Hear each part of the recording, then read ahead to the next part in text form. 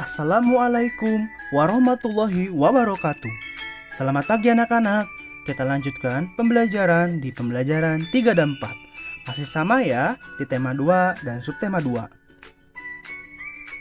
Nah, anak-anak, boleh dibaca dulu ya tujuan pembelajaran hari ini.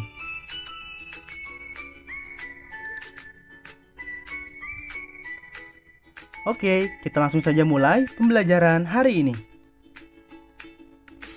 Tahukah kamu, para pahlawan juga bersatu dan bekerja sama melalui cara diplomasi dengan tujuan untuk mendapatkan pengakuan kedaulatan kemerdekaan bangsa kita. Upaya mempertahankan kemerdekaan Indonesia tidak hanya dilakukan melalui pertempuran, namun juga dilakukan melalui jalur diplomasi, perjanjian, dan perundingan seperti Perjanjian Lingkarjati, Perjanjian Renville, Perjanjian Rum-Roijen, dan konferensi meja bundar. Nah, di sini anak-anak Bapak ingatkan, apabila nanti penjelasannya terlalu cepat, anak-anak boleh pause ya untuk membaca teks dari materi hari ini. Kita mulai ya. Di sini ada Perjanjian Lingkarjati. Perjanjian ini dilakukan pada tanggal 15 November 1946 sampai 25 Maret 1947. Perjanjian Linggarjati adalah perundingan antara Indonesia dan Belanda di Linggarjati, Jawa Barat, yang menghasilkan persetujuan mengenai status kemerdekaan Indonesia.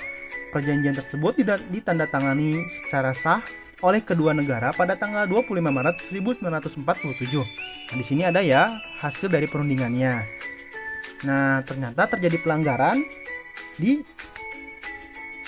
Perjanjian Linggarjati. Pelaksanaan hasil perundingan ini tidak berjalan mulus. Pada tanggal 20 Juli 1947, Gubernur Jenderal H.J. Van Mook akhirnya menyatakan bahwa Belanda tidak terikat lagi dengan perjanjian ini. Pada tanggal 21 Juli 1947, meletuslah agresi militer Belanda pertama. Kemudian ada juga Perjanjian Renville pada tanggal 8 Desember 1947 sampai 17 Januari 1948. Perjanjian ini dilakukan antara Belanda dan Indonesia. Perjanjian ini ditandatangani pada tanggal 17 Januari 1948 di atas kapal perang Amerika Serikat yang berlabuh di pelabuhan Tanjung Priuk, Jakarta. Nah, di sini sudah tertera ya hasil perundingannya. Anak-anak boleh baca. Selanjutnya ada Perjanjian Rum-Roijen pada tanggal 14 April 1949 sampai 7 Mei 1949. Perjanjian ini dimulai pada tanggal 14 April 1949 dan ditandatangani pada tanggal 17 Mei 1949 di Hotel Des Indes, Jakarta. Nama perjanjian ini diambil dari kedua pemimpin delegasi, Muhammad Rum dan Herman van Roijen. Nah, di sini sudah tertera ya tujuan dan hasil pertemuannya.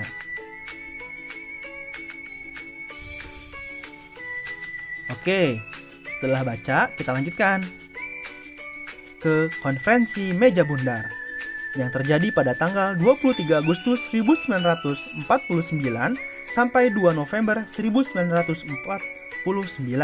Nah, di sini sudah tertera hasil dari konferensi meja bundar. Yang pertama, Belanda mengakui RIS atau Republik Indonesia Serikat sebagai negara merdeka dan berdaulat.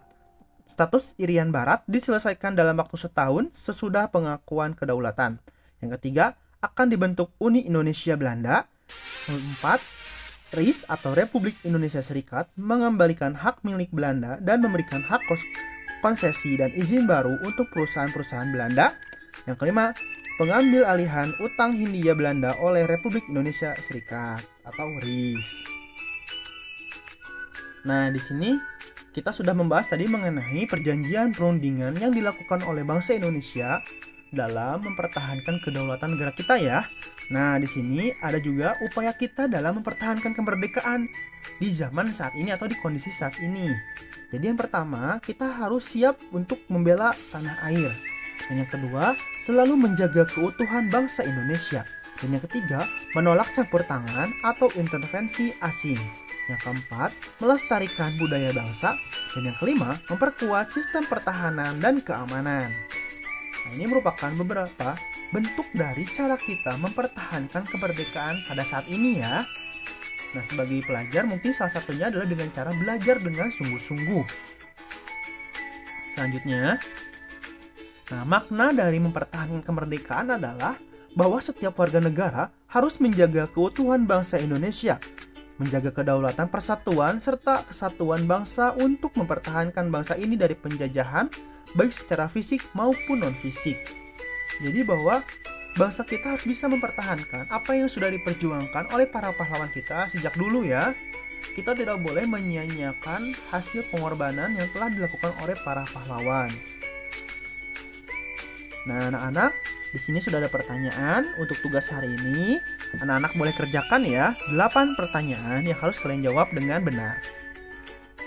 Nah, untuk pembelajaran hari ini cukup sekian ya. Jangan lupa kerjakan tugasnya. Apabila ada yang kurang difahami, boleh ditanyakan langsung kepada guru kalian, atau boleh kalian ulangi lagi video pembelajarannya ya. Sekian pembelajaran hari ini. Terima kasih atas perhatiannya. Wassalamualaikum warahmatullahi wabarakatuh.